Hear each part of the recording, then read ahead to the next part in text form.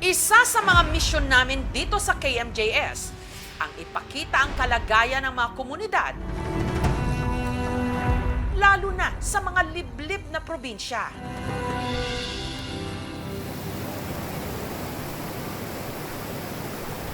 At ang isa siguro sa mga itinampok naming talagang buwis buhay, kung paanong tinatawid ng mga tiga-barangay Tambobong sa Davao City ang napakapeligrosong Tamugan River.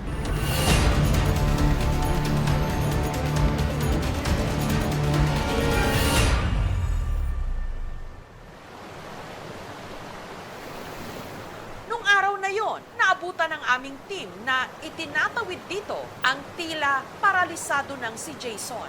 Sakay ng duyan na nakatali sa kahoy, pinagtutulungan siyang buhatin ng 5 tao. Handa nilang suungin ang kamatayan dahil buhay rin ang nakasalalay.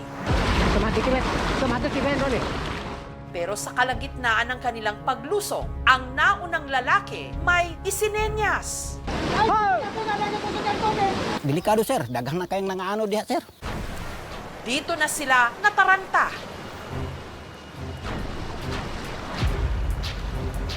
Ang duyan ni Jason, halos tangayin ng alon.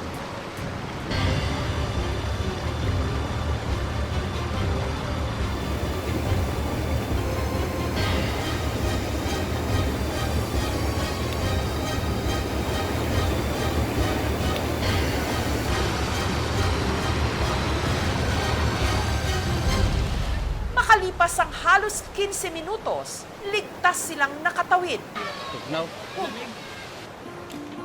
Sa awa ng Diyos, nadala rin siya sa ospital. We are considering na baka may spinal cord compression on the lumbar. Hindi lang mga pasyente ang pahirapan sa kanilang mailipat dahil sa sitwasyon ng kanilang daan, pati na ang mga patay. Gaya na lang ng kabaong na ito na bago pa man nila maitawid sa talon na konektado sa Tamugan River, ang bahagi ng bundok biglang bumuho. Sikal! Si Zolen. Okay nakatabok? Nakatabok mga bata. Mga bata. Ato isa dito pre, mga bata pre. Pagtanaw na mo kay na hinay-hinay na magkatumba tong mga kahoy, mga bato, nahagbong yun diha.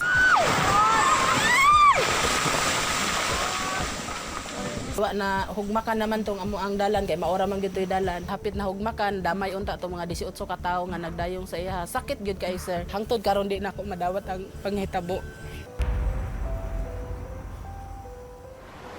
Pati mga estudyante sa lugar. Sinasalubong ang ragasa ng tubig para lang makapasok sa eskwelahan.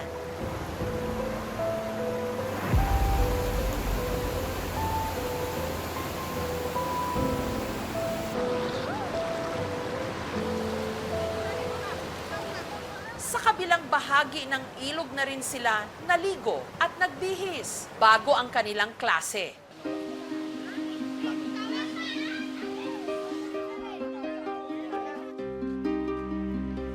80% ng estudyante po, galing po sa Kibidtud. Malakas yung current ng tubig po, kaya yung mga bata, kawawa talaga. Ang tangi nilang hiling, mapagawan sila ng hanging bridge. Susunod, sinimulan na ng lokal na pamahalaan ng Davao ang construction ng kanilang unang tulay. Dako kayong tabang sa ang sa pag-eskwela kay di namin maglisod magtabok sa sapa. Isa sa mga itinampok naming talagang buwis buhay, kung paanong tinatawid ng mga tiga-barangay Tambobong sa Davao City ang napakapeligrosong Tamugan River. Ang tangi nilang hiling, mapagawan sila ng hanging bridge.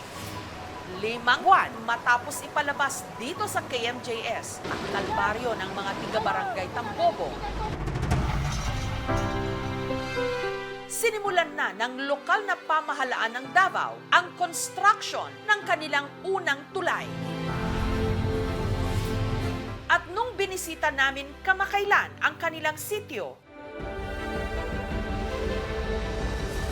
ang mga residente meron ng natatawirang hanging bridge.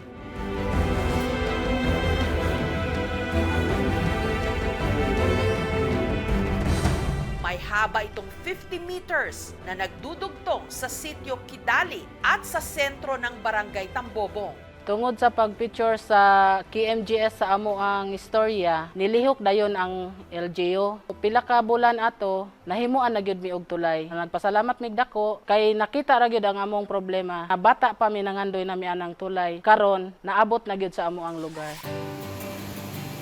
Atong wala pa mi tulay, lisod kay among kahimtang kay kung magbaha, kung naay pasyente, maabot nga mamatay dito sa tabok, wa pa lagay tulay.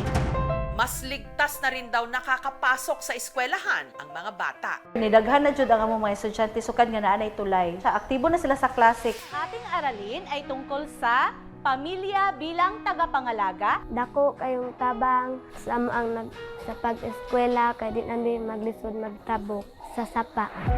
Sa pag nahimo ang tulay, murag gaan-gana kaya sa among pagkarga, maabot naman sa motor. Ug dili na kay ni maglisod sa panahon nga ug naagid mi produkto. Dako kay ni katabang sa kuha pareha sa akong sakit. Ako, ug mo ato ko kalinan, di na ko maglisod kay na may agiana. Gayunman, umaasa si Jason na masisimulan na rin ang isa pang tulay sa gitna ng Tamugan River na magdudugtong naman sa sityo Kidali at sityo Kibidtud kung saan siya noon nakuha ng tumatawid sakay ng duyan. Mas malapit kasi ito sa kanilang tirahan. Ang lokal na pamahalaan ng Davao City, pinag-aaralan na rin daw ito. Pinamadali namin yung budget na kailangan mabigay para lahat ng mga residente doon hindi na mahirapan sa pagtawid sa ilog.